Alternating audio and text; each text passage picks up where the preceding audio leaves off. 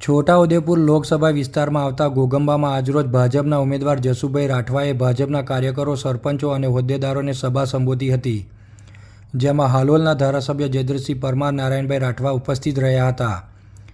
જસુભાઈ રાઠવાએ ભાજપને મત આપી નરેન્દ્ર મોદીના હાથ મજબૂત કરવા માટે આહ્વાન કર્યું હતું. હાલોલના ધારાસભ્ય જયદ્રથસિંહ પરમારે વડાપ્રધાન મોદીના કાર્યોની પ્રશંસા કરી સરપંચો અને કાર્યકરોનો ઉત્સાહ જોઈ જસુભાઈનો વિજય નિશ્ચિત ગણાવી સાંસદ તરીકે સંબોધ્યા હતા. ઘોગંબા ગામના સરપંચ નિલેશભાઈ વરિયા તથા છોટાઉદેપુર જિલ્લા લોકસભાના નિરીક્ષક સાગરભાઈ ગોહિલ ઘોગંબા તાલુકો સૌથી વધુ લીડ આપી જસુભાઈને જંગી બહુમતીથી જીતાડવા માટે વચન આપ્યું હતું.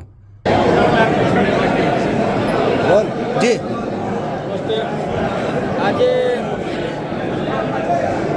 હાલોલ વિધાનસભા મત વિસ્તારના ઘોગંબા તાલુકામાં જનસંપર્ક કાર્યક્રમમાં ઉપસ્થિત રહેવાનું થયું ત્યારે અમારી સાથે ઉપસ્થિત એવા ગુજરાત સરકારના પૂર્વ મંત્રી અને આ વિસ્તારના માન્ય ધારાસભ્ય શ્રી જયદ્રથસિંહ બાપુ, આદરણીય નારાયણભાઈ રાઠવા, આદરણીય મયંકભાઈ દેસાઈને સૌ વડીલો ઉપસ્થિત રહ્યા અને આ વિસ્તારની અંદર અમને આજે ખૂબ સ્નેહ અને પ્રેમ કાર્યકર્તાઓ દ્વારા મળી રહ્યો છે.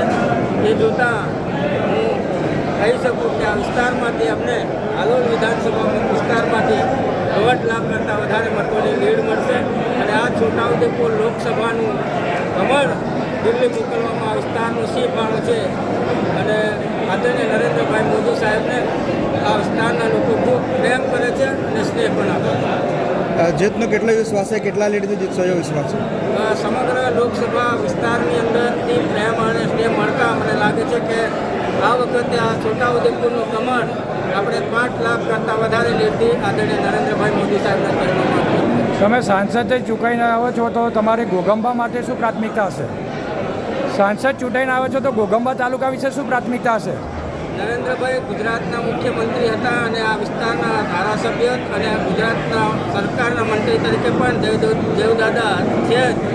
ત્યારે આ વિસ્તારની અંદર ઘણા બધા વિકાસના કામો થયા છે. હવે આ વિસ્તારની અંદર બિલકુલ ઓછું કદાચ મને તો એવું લાગે છે કે વિસ્તારમાં વિકાસનું કામ કરવા માટે કોઈ જગ્યા બાકી નહીં રહે, પણ જે કંઈક આંતરિક નાના મોટા કામો હશે એમાં અમે ગરીરૂપ થઈને મોદીનો નારો છે અબકી બાર 400 પાર.